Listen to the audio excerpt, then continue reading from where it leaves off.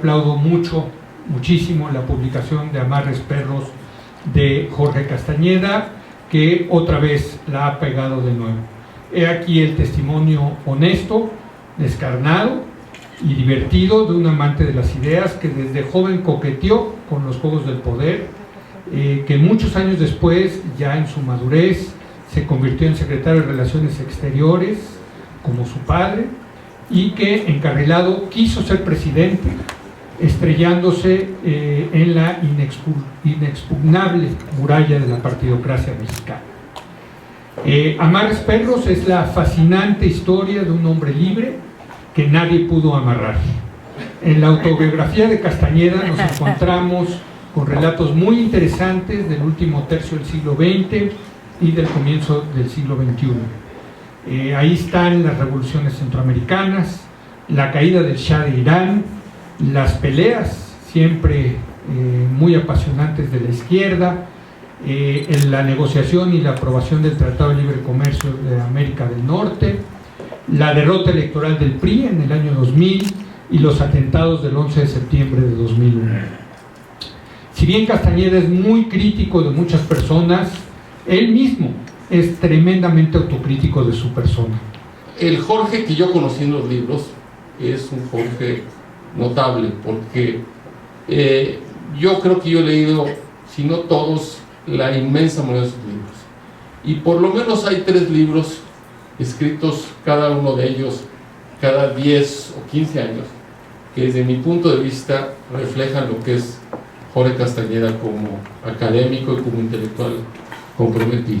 El primero de ellos es este librito que se llama México, el futuro en juego, que fue escrito a finales de los 80, y en particular hay un ensayo donde Jorge cita a un analista estadounidense que pronostica el fin del PRI como partido monolítico en el poder. Es un artículo escrito en 1986-87 que pronostica lo que iba a pasar un año después, no con nombres, pero como movimientos, lo que iba a pasar, la decisión del PRI y la aparición de Cuauhtémoc Cárdenas y la corriente democrática. 10 años después, un poco más, a finales de los 90, escribió La herencia, que es, como lo dice el subtítulo, la arqueología del sistema político mexicano y del dedazo, y también es el último veredicto sobre un régimen en extinción. Y 15 años después, o casi 15 años después, nos deleita con este libro que Leo ha resumido espléndidamente, que es un libro multifacético, es un libro que está lleno de sorpresas, empezando por las sorpresas de Jorge Castañeda himself, que cuando uno lo descubre, pues realmente es un personaje con muchas vertientes. La primera de ellas probablemente es la honestidad y la valentía. Yo he estado muchas veces en desacuerdo con Jorge, y estoy seguro que en el futuro seguiremos estando en desacuerdo con muchas cosas, pero si algo le tengo que reconocer es, primero, su increíble honestidad y valentía.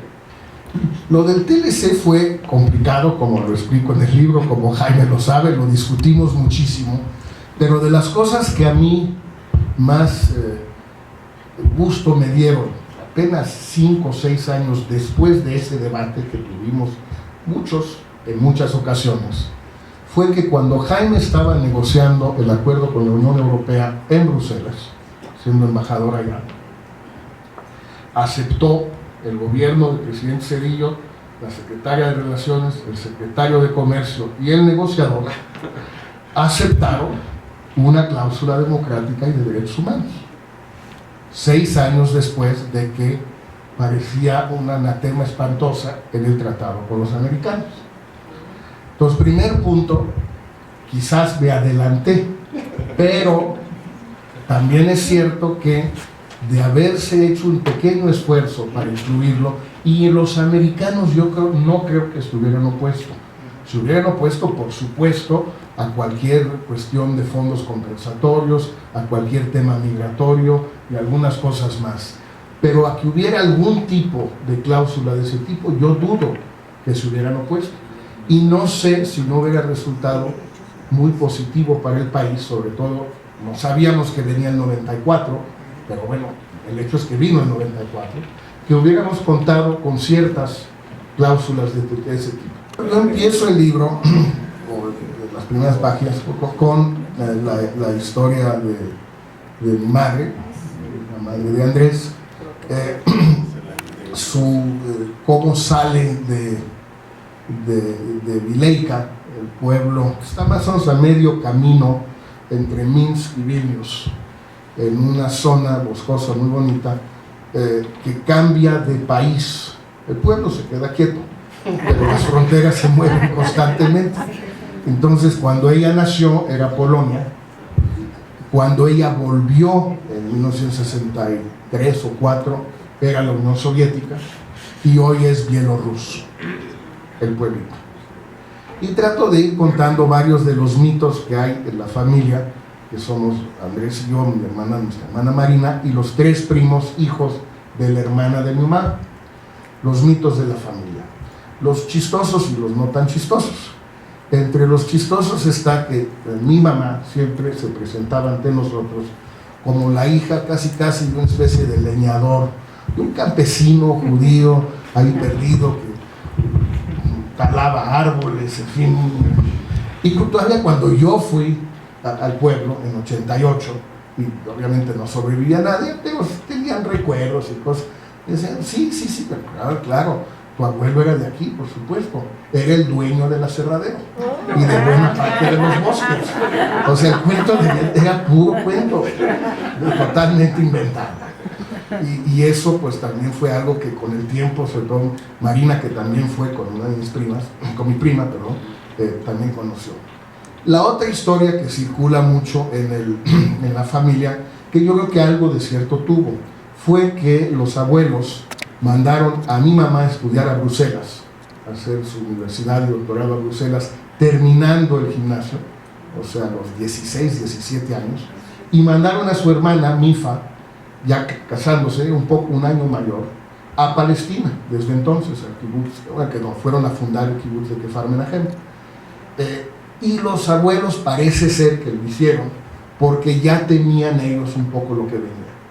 Entonces, con la lana que juntaron como leñadores, la compartieron con sus hijas y las sacaron, y afortunadamente las sacaron, porque en efecto, pues vino la guerra, y en efecto, cuando entran los nazis a la Unión Soviética, pues pasan por el pueblo y se cepillan a todos. Mi mamá llega aquí en 1939, a finales del 39, 3 meses después del principio de la guerra.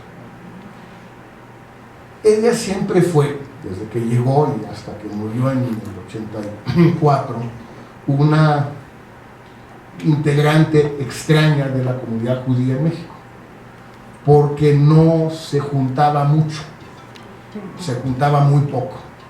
De los pocos amigas judíos que yo le recuerdo, por ejemplo, creo que solo Luis Gall, la astrónoma, era totalmente agnóstica, ¿no?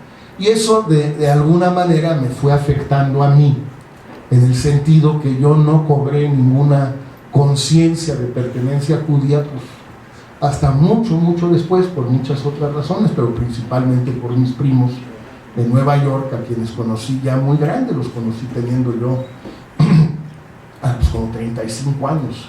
Como digo en el libro, y con esto termino,